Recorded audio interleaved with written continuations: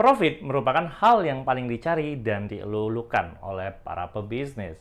Namun, masalahnya nggak semua orang paham betul apa yang dimaksud dengan arti kata profit.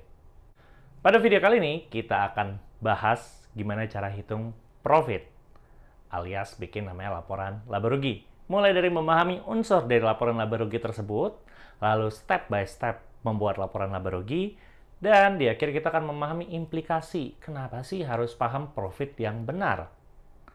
Nah, sebelum kita lanjut ke pembahasannya, buat teman-teman yang nonton video ini dan belum subscribe, jangan lupa subscribe. Dan stay tune terus di channel kami, karena kami akan terus membahas materi untuk upgrade bisnis, mulai dari marketing, operation, keuangan, hingga analisa data. Oke, kita mulai ke videonya.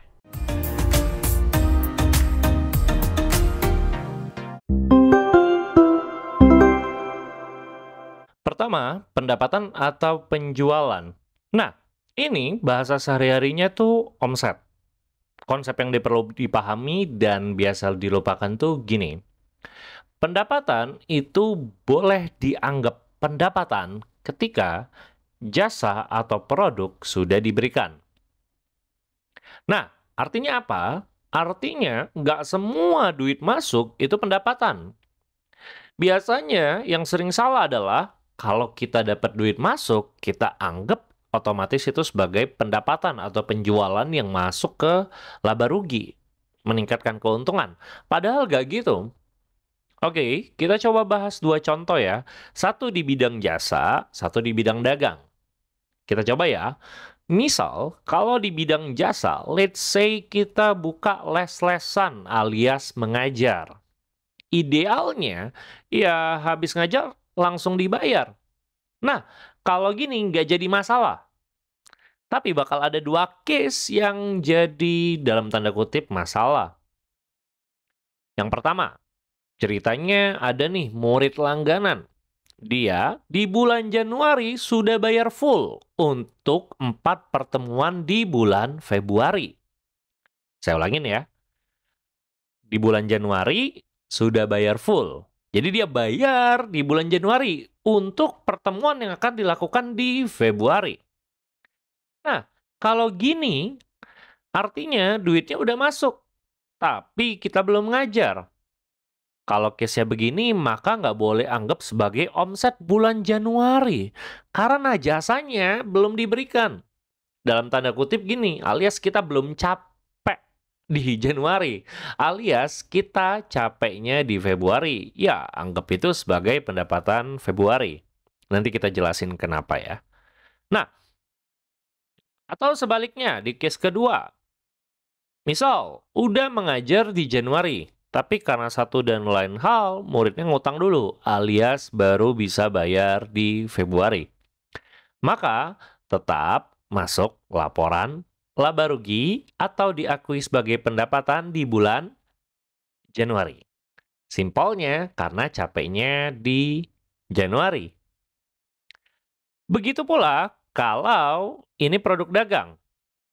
Kalau ada orang bayar di Januari, tapi baru kita kirim di Februari produknya, maka masuk penjualan Februari.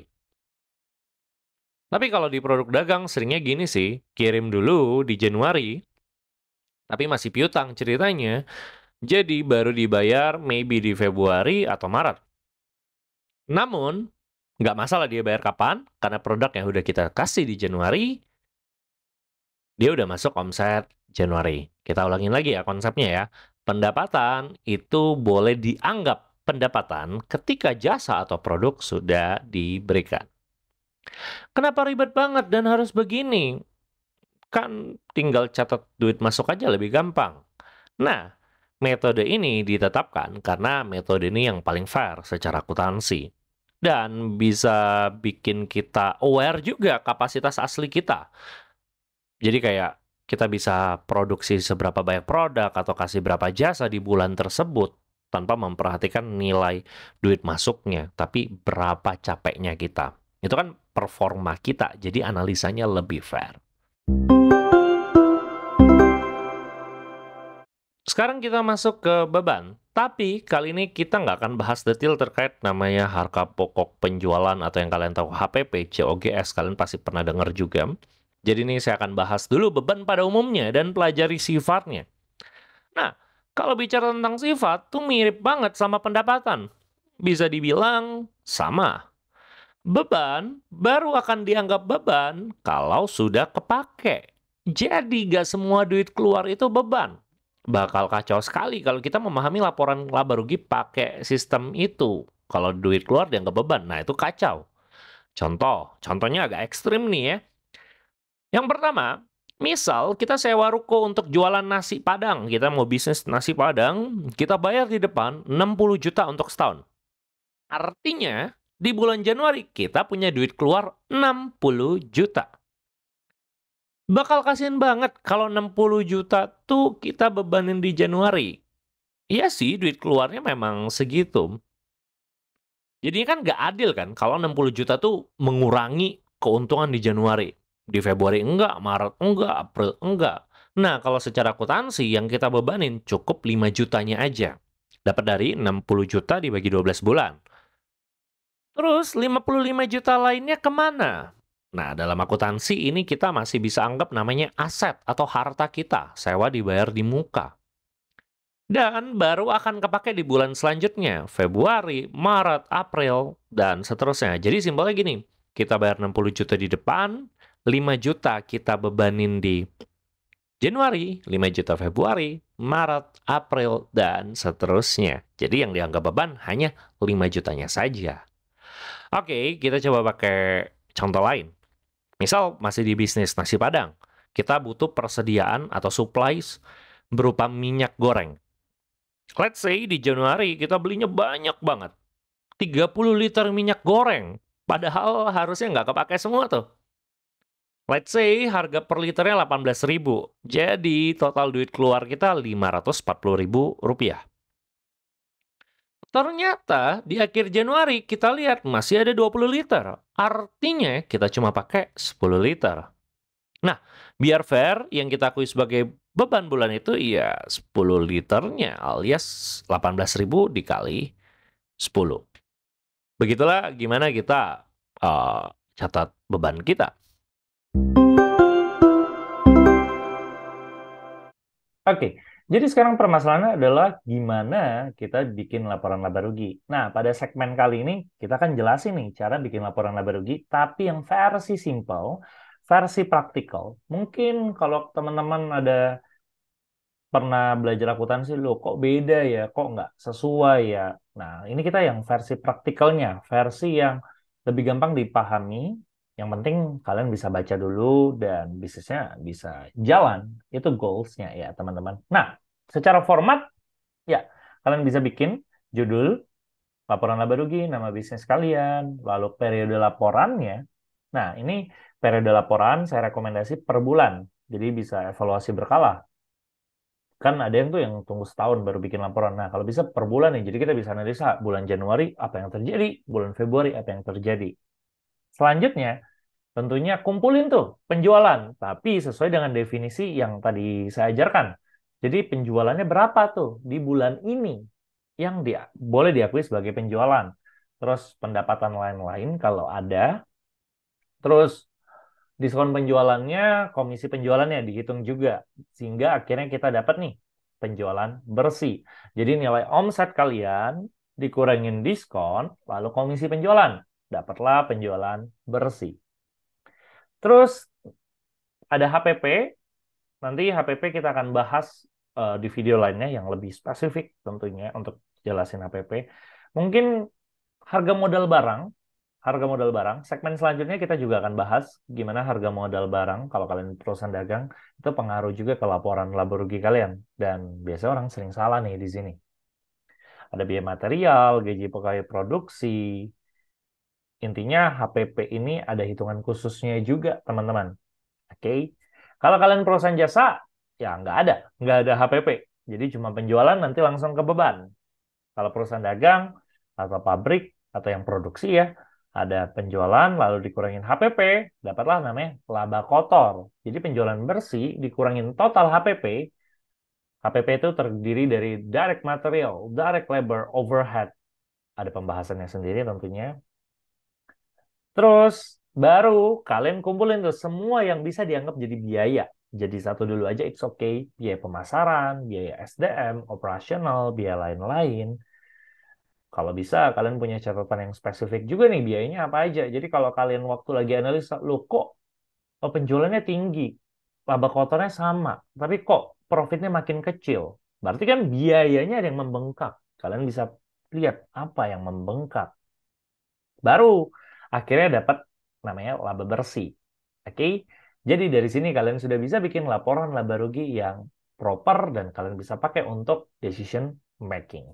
Nanti format ini kalian bisa download di link di deskripsi video ini ya.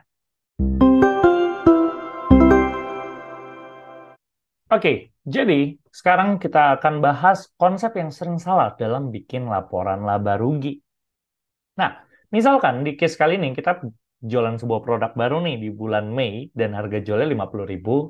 Terus untuk simplifikasi harga modalnya 40.000 itu udah include ongkir. Anggap aja nih barang dagang yang kita tinggal beli doang terus kita jual lagi. Misal bisa jam meja atau lampu meja, lampu tidur gitu kan. Banyak tuh yang dijual atau lato-lato. Pokoknya barang yang kita tinggal beli lalu kita jual lagi.